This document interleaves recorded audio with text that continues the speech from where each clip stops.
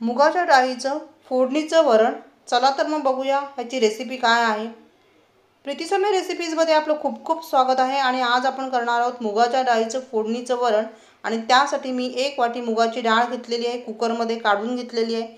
मुगाची डाळ आपण स्वच्छ 2 पाण्याने धुवून घेऊया।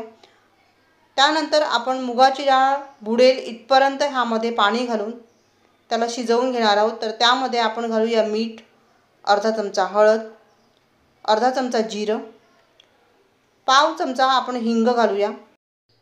4 मी तिखट मिरची घेतलेली आहे आणि त्याला मध्ये काप करून घेतलेला आहे। त्या मिरच्या आपण घालून घेऊया।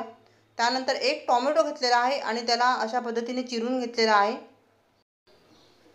त्यानंतर ह्यामध्ये आपण घालूया थोडासा कढीपत्ता, एक 10-12 पानं आणि 1 छोटा चमचा आपल्याला इथे तेल घालायचं आहे। तर कुकरचं झाकण लावू आणि ह्याला 2 शिट्ट्या आपण काढून घेऊया। इथे मी कुकरला 2 शिट्ट्या काढून घेतलेल्या आहेत आणि डाळ आपली व्यवस्थित शिजलेली आहे।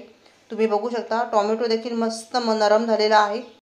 डाळीमध्ये आपण पाणी घालून घेऊ आणि आपल्याला जाड किंवा पातळ जसं हवं असेल तसं कन्सिस्टन्सी ॲडजस्ट करूया। तर इथे मी पाणी घालून घेतलेलं आहे। तर मी थोडीशी जाडच ठेवलेलं आहे वरण। तर आता इथे मी पातेलं प्रीहीट करायला ठेवलं आहे, त्यामध्ये मी तेल घालून घेतलेलं आहे आणि अर्धा चमचा मी मोहरी घातलेली आहे। मोहरी छान तडतडली पाहिजे। इथे मी घेतले आहे 10 ते 12 लसूण पाकळ्या आणि त्या छान ठेचून घेतलेल्या आहेत।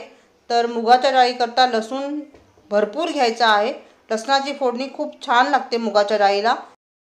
लसूण छान सोनेरी रंग येईपर्यंत आपल्याला तेलामध्ये तळून घ्यायचं आहे। त्यानंतर ह्यामध्ये मी टाकलेला आहे अर्धा चमचा जिरं आणि छान फोडणी करून घेतल्यानंतर त्यामध्ये आपण ही डाळ घालून घेतलेली आहे। आता हे वरण आपलं मस्त झालेलं आहे। आता ह्यामध्ये मीठ घालून घेतलेलं आहे। मीठ आपण अगोदरसुद्धा घालून घेतलं होतं। त्यानंतर मी 2 चमचे ओला नारळ घातलेला आहे आणि गूळ घातलेला आहे थोडासा। तर गूळ ऑप्शनल आहे, जर आवडत असेल तरच गूळ घाला। मुगाची डाळ खूप चविष्ट लागते। आता आपण ह्याला उकळी आणूया आणि ह्यामध्ये मी 4 ते 5 कोकम घातलेले आहेत। त्यानंतर फ्रेश कोथिंबीर घातलेली आहे। कोथिंबीर देखील मुगाच्या डाळीमध्ये भरपूर घालायची आहे, खूप सुंदर लागते। तर हे आपलं मुगाच्या डाळीचं वरण अगदी मस्त पौष्टिक झालेलं आहे। आणि आता आपण त्याला छान उकळी आणूया।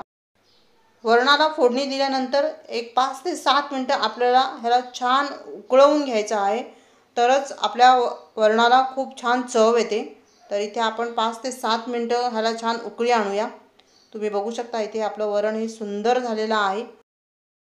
आवडलं तर लाईक करा, शेअर करू शकता, काही कमेंट्स असेल तर लिहा। चॅनलला जर तुम्ही नवीन असाल तर प्लीज सबस्क्राईब करा। पुन्हा भेटूया अशाच एका छान नवीन रेसिपीसह। तोपर्यंत take care and bye bye.